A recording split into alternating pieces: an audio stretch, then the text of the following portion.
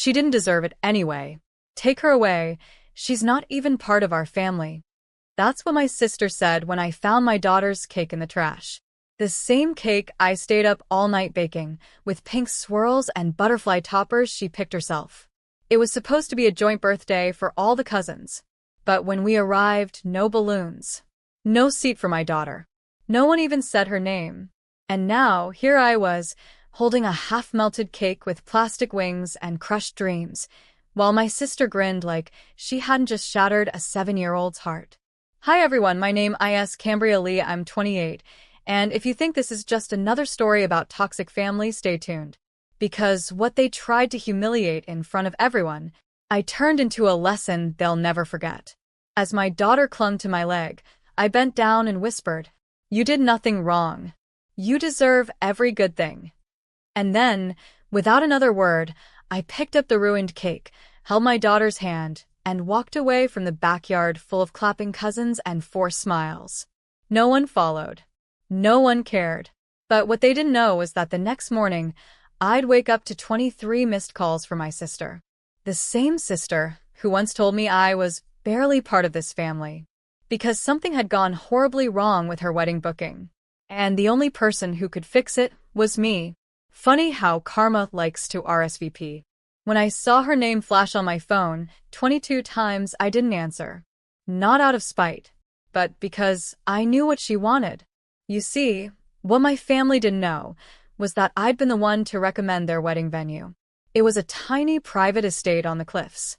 I'd worked a catering job there years ago and kept a great relationship with the owners. They didn't advertise online.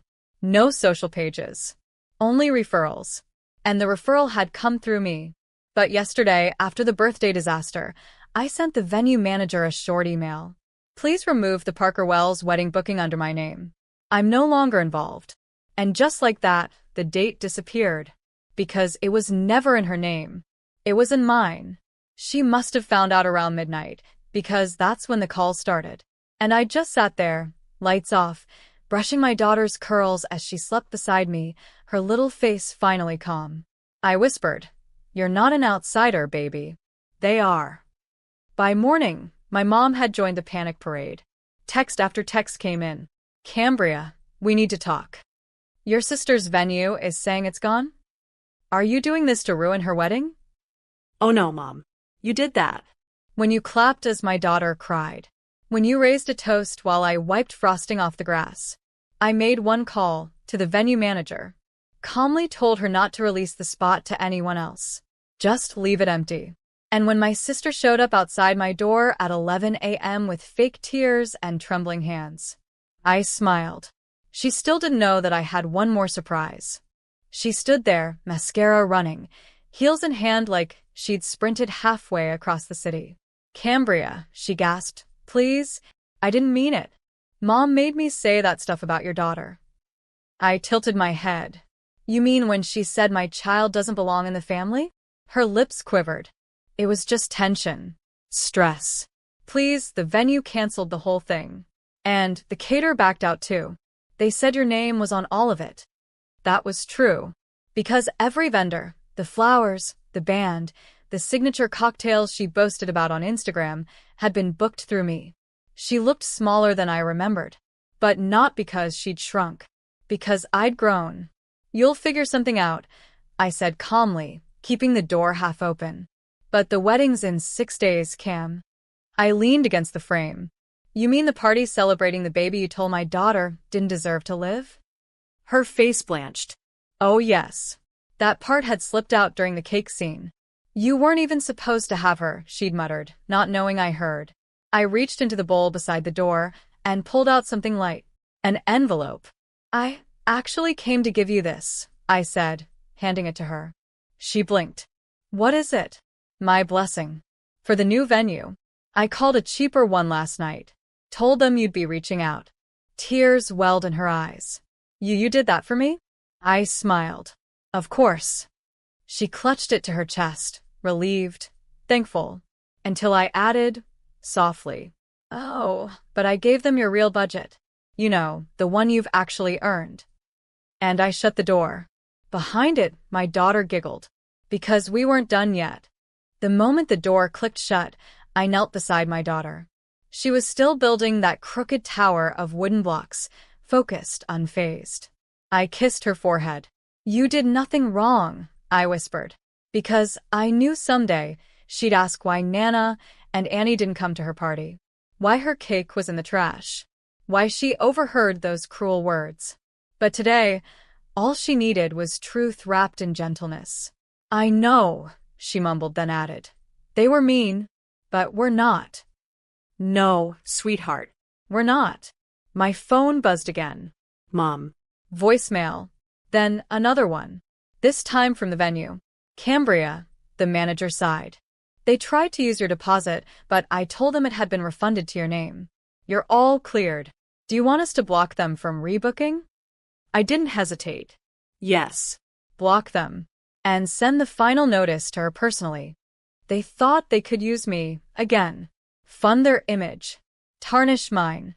But what they never expected was that the forgotten daughter had stopped forgiving. By evening, their little wedding dream was unraveling like old lace. Florist canceled. Photographer pulled out.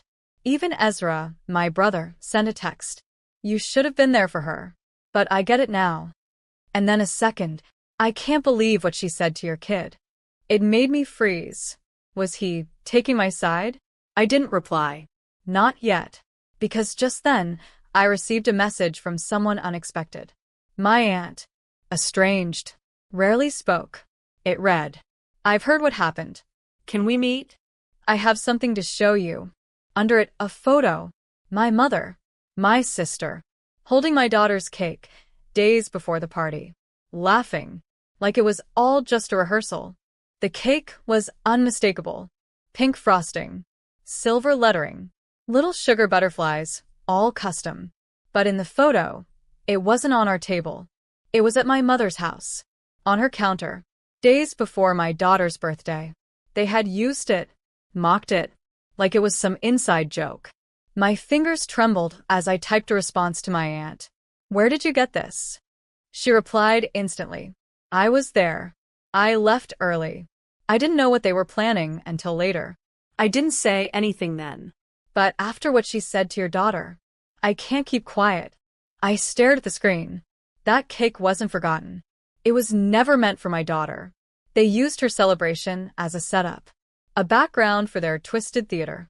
And I had paid for all of it. The bounce house, the decorations, even the balloons they refused to hang up. Just then, another message came through. This time from my mother. "You have 24 hours to fix this with the venue. I've already told them you'll pay again. Stop acting like a child." I didn't reply.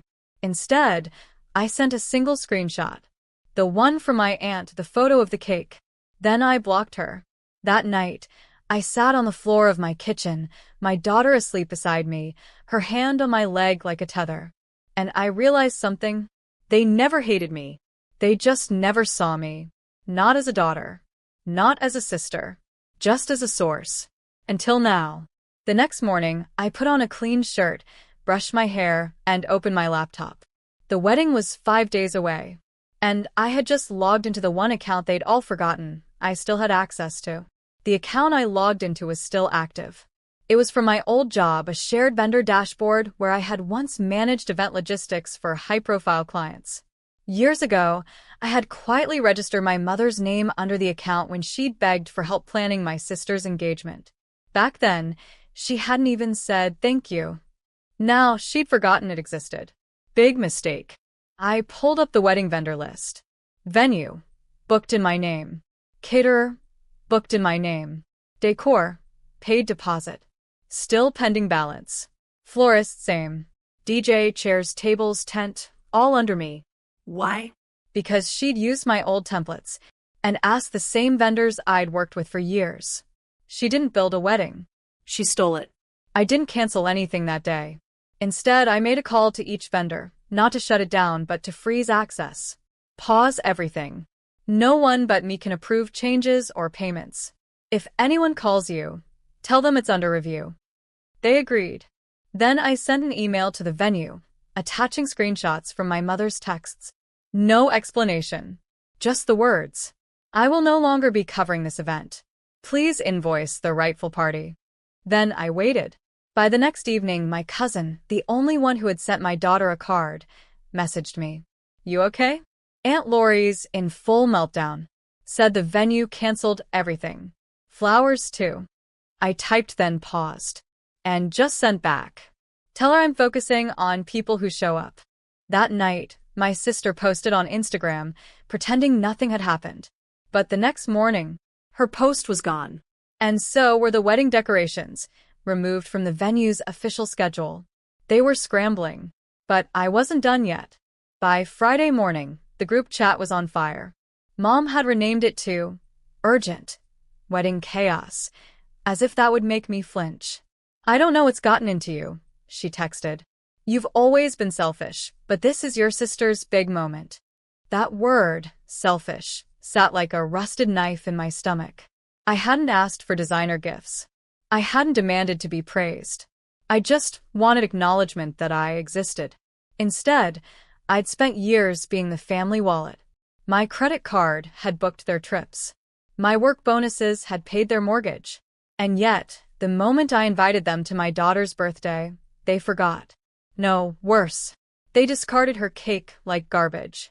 As if she and I were disposable. So, I didn't reply to the group chat. I went online and made a quiet update on the restaurant website. Now accepting private events. Within hours, I had 2 bookings. Strangers. Real people who didn't know my pain and didn't pretend I didn't matter. Then the phone rang. It was the venue coordinator, speaking softly. Hi, we've received 19 calls from your family.